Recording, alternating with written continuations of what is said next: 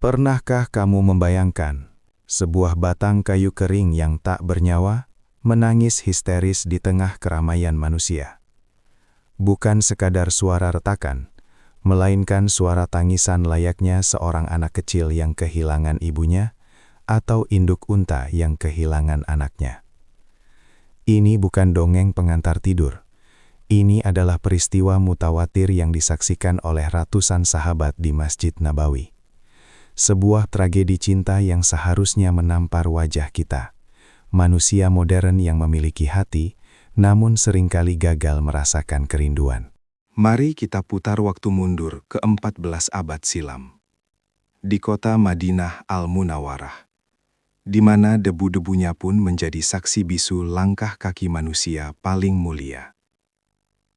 Saat itu, kemewahan bukanlah tentang marmer yang dingin atau lampu kristal yang menggantung, melainkan tentang kedekatan jiwa dengan sang utusan. Disinilah kisah tentang rindu yang melampaui logika bermula. Masjid Nabawi kala itu belumlah megah seperti hari ini. Atapnya hanyalah pelepah kurma yang melindungi jamaah dari terik matahari. Lantainya adalah pasir gurun yang lembut. Tidak ada ukiran emas, tidak ada karpet tebal. Namun di dalam kesederhanaan itulah, setiap Jumat, wahyu-wahyu langit dibacakan, menggetarkan setiap molekul udara di dalamnya. Di antara tiang-tiang batang kurma itu, ada satu batang pohon yang memiliki kedudukan istimewa. Bukan karena jenis kayunya yang mahal, tapi karena fungsinya. Setiap kali Rasulullah Shallallahu Alaihi Wasallam berdiri menyampaikan khutbah Jumat, beliau selalu menyandarkan punggung mulianya pada batang pohon ini.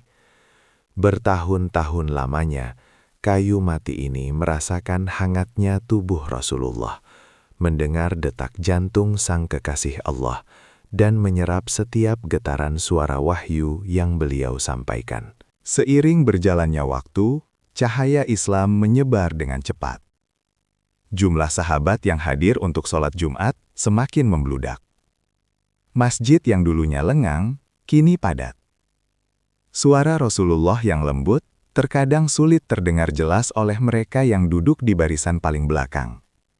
Dan sosok beliau pun seringkali terhalang oleh banyaknya kepala yang hadir. Sebuah kebutuhan baru pun muncul.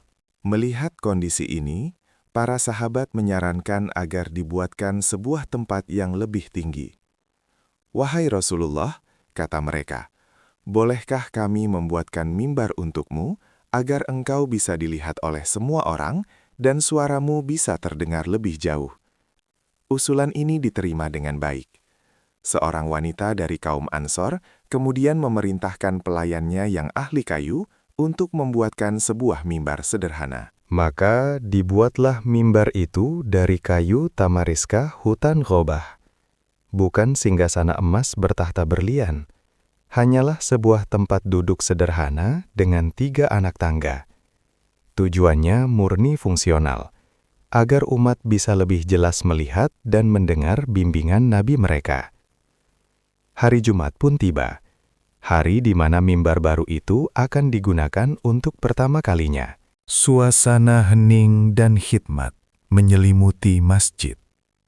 Rasulullah melangkah masuk.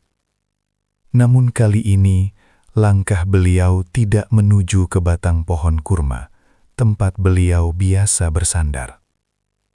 Beliau melewatinya, terus berjalan menuju mimbar baru yang telah disiapkan.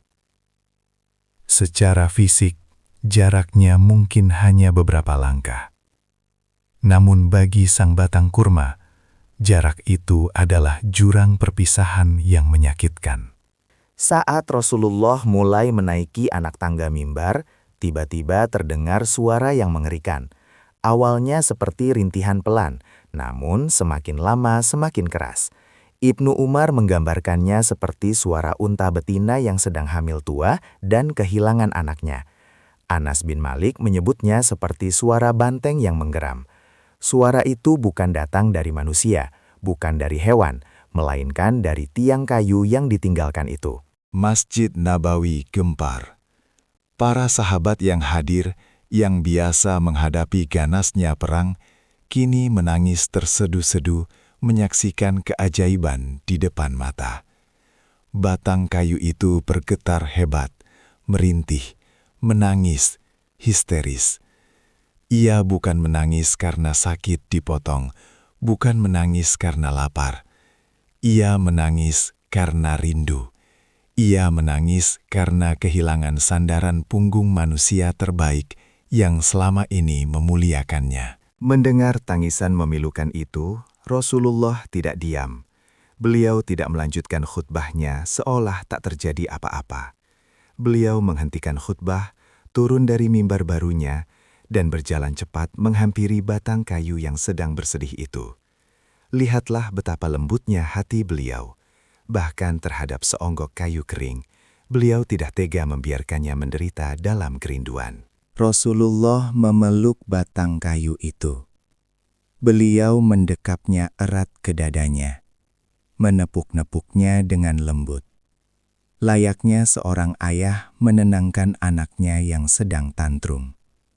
Perlahan suara tangisan itu mereda. Isak tangisnya melambat, menjadi rintihan kecil, hingga akhirnya diam sepenuhnya. Rasulullah bersabda, "Demi Allah, seandainya aku tidak memeluknya, niscaya ia akan terus menangis hingga hari kiamat, karena kerinduannya kepada dzikir yang biasa didengarnya."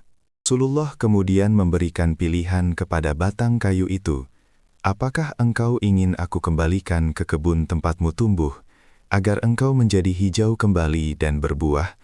Atau engkau ingin aku tanam di surga, agar akar-akarmu minum dari sungai surga, dan buahmu dimakan oleh para kekasih Allah?" Batang kayu itu memilih yang kedua.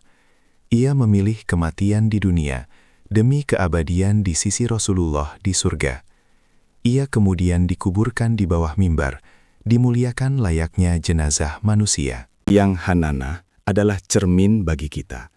Adakah hati kita bergetar saat nama beliau disebut? Adakah mata kita basah saat merindukan perjumpaan dengannya? Atau jangan-jangan hati kita lebih keras dari batu, lebih mati dari kayu kering itu? Ya Allah, limpahkanlah solawat dan salam kepada kekasihmu, dan lembutkanlah hati kami dengan cinta kepadanya, sebagaimana engkau melembutkan kayu itu dalam pelukannya.